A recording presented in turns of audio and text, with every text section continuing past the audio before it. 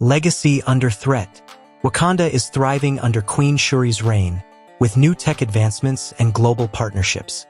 Yet, beneath the surface, political factions feel that her scientific mind lacks the warrior strength of her ancestors. Whispers of discontent grow, especially among the traditionalist tribes. Echoes of the past.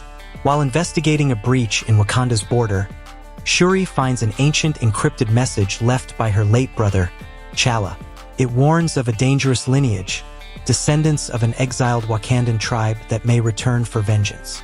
This message shakes Shuri, hinting at a family betrayal buried in history. The Red Panther. A series of violent attacks across African nations leaves governments in chaos. A masked warrior calling himself the Red Panther claims to be the true heir to Wakanda. He wears a suit made of blood-red vibranium, and his army uses Wakandan-like tech, sending shockwaves across the world. Global powers react. The UN and NATO call an emergency summit. They believe Wakanda is secretly building a shadow army.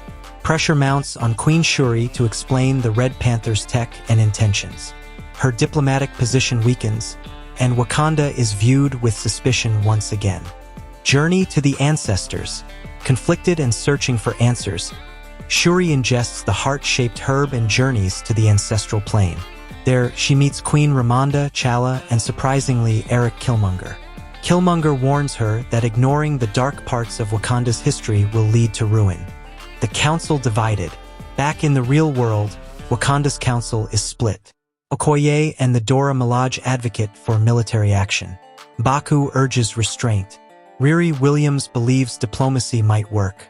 Meanwhile, tribal elders argue whether Shuri still honors tradition. The hidden tribe. Nakia and Riri travel deep into the Congo rainforest after following vibranium energy traces. There, they uncover Kamenga, an ancient Wakandan colony hidden for generations. This tribe, the Bangari, were exiled centuries ago and built their own secret kingdom. The Red Panther's identity. Nakia confronts the Red Panther and unearths his identity. Nkosi, the son of a general who was banished by King Chaka for rebelling against isolationist policies. Nkosi was raised in exile, trained in Wakandan arts, and now leads the Bangari in a mission to reclaim Wakanda. Vibranium Civil War. Nkosi broadcasts a message declaring a vibranium revolution. He calls on miners, outcasts, and rebels to join his cause.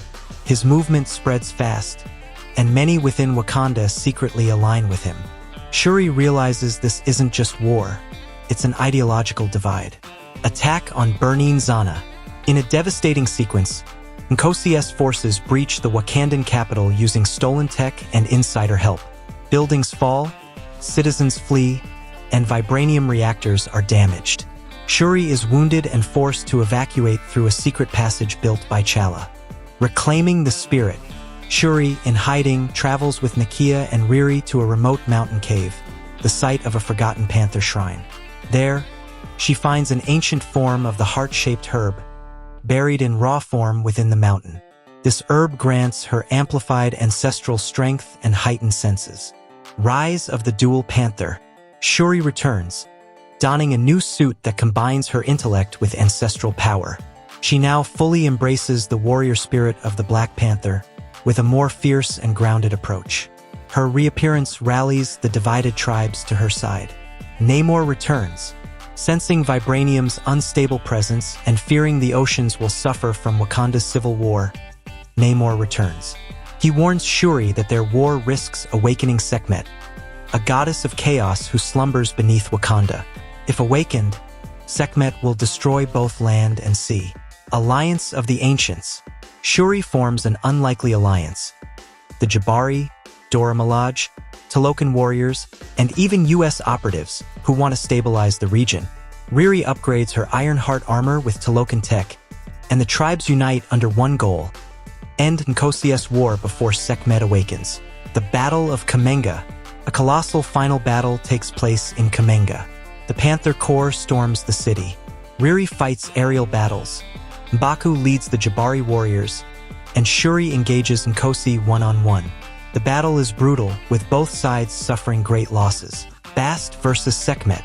As vibranium destabilizes from misuse, Sekhmet begins to rise. Nkosi is possessed by her spirit, becoming nearly unstoppable.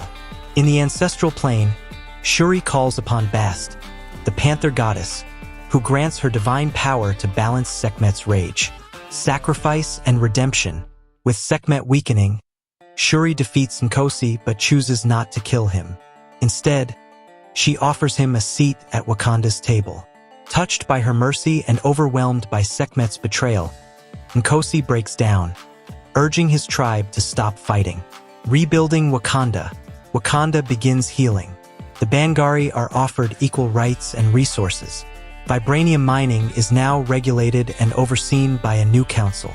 Queen Shuri focuses on peace, legacy, and integration, vowing never to let secrets divide them again. The Panther Corps.